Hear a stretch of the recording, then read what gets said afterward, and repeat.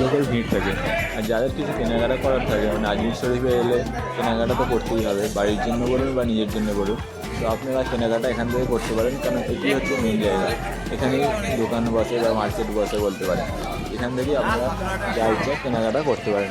এখানে বিভিন্ন ধরনের রাজস্থানি আইটেমের খাবার পাওয়া যায়, বিভিন্ন ধরনের আইটেম স্ট্রিট ফুড আপনারা এখানে পেয়ে যাবেন। এই যে দেখছেন রাস্তার মাঝখানে দাঁড়িয়ে আছে, এরকম বিভিন্ন ধরনের খাবার, নিত্য নতুন খাবার বা রাজস্থানি স্ট্রিট ফুড, এগুলো আপনারা এখানে পেয়ে যাবেন।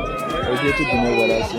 দিনের বেলা এদিকেও মার্কেট আছে, মায়ের গেটের পাশ দিয়ে এদিকে দুটো মার্কেট আছে। আর এই পুরো চত্বরটাই মানে মার্কেট এরিয়া বলতে পারেন। এই জন্যই এটাকে দরগা বাজার রোড বলা হয়। আর এটি হচ্ছে মায়ের সামনের গেট। এটি হচ্ছে দিনের বেলা ভিড়, মানে রাতের বেলা যেরকম ভিড় থাকে দিনের বেলাও ঠিক সেমই ভিড় থাকে। কারণ মানুষ এখানে কেনাকাটা করতে বা ঘোরাঘুরি করতে ব্যস্ত থাকে। যেটুকু মাজার থেকে যেটুকু টাইম লাগে মানুষ এখানেই টাইম কাটায়। আর এখানে ফটো আপনারা তুলতে পারেন, কারণ এখানে ডিএসএলআররা ঘুরছে ফটো তোলার জন্য। বা এখানে বিভিন্ন ধরনের অটো ড্রাইভাররা থাকে, যারা এখানে এসে আপনাকে জিজ্ঞাসা করবে যে আজমের সাইট সিইং করতে যাওয়ার জন্য, বা যে যেমন ধরুন পুষ্কর আছে, আনাসাগর আছে, তারাগড় পাহাড় আছে, যেগুলো আমি ঘুরেছি সেগুলোর ভিডিও ক্লিপও আমি আপনাদের সাথে শেয়ার করব আশা করি। আমি সেগুলোর ভিডিও ক্লিপ করে আপনাদের সাথে শেয়ার করবো, কারণ এটি আমার ফার্স্ট টাইম এক্সপিরিয়েন্স। আর আমি চাই যে আমার এক্সপিরিয়েন্সটিও আপনাদের সাথে শেয়ার করতে। এখানে বিভিন্ন ধরনের লোক আপনারা পেয়ে যাবেন, সবসময় আপনাকে পুশ করবে যে যাবেন কি না, এরকম মানে হাতে কার্ড নিয়ে থাকবে, আপনাকে জিজ্ঞাসা করবে যে পুষ্কর যাবেন বা আনাসাগর যাবেন। সেই সব গাড়ি আপনারা এখান থেকে পেয়ে যাবেন, অসুবিধা হবে না। কোথাও ঘুরতে গেলে গাড়ির জন্য আপনাদের অসুবিধা হবে না।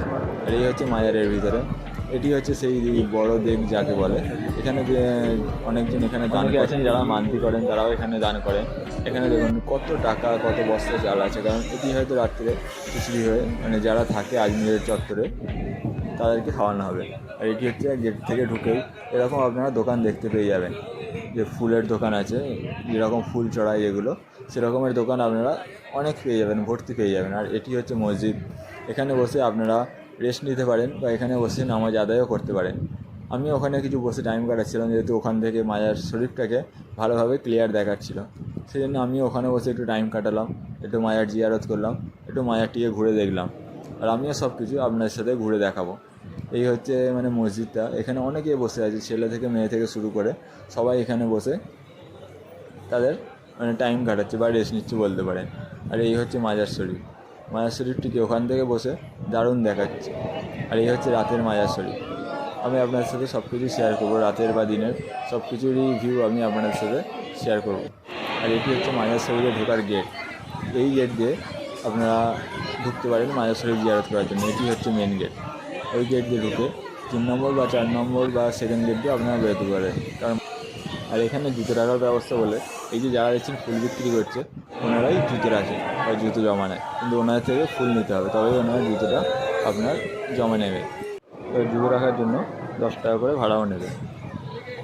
আমার এই ভিডিওটি ভালো লাগলে সাবস্ক্রাইব করে দেবেন, এরকম নতুন নতুন ইনফরমেশান আপনাদের সাথে শেয়ার করব।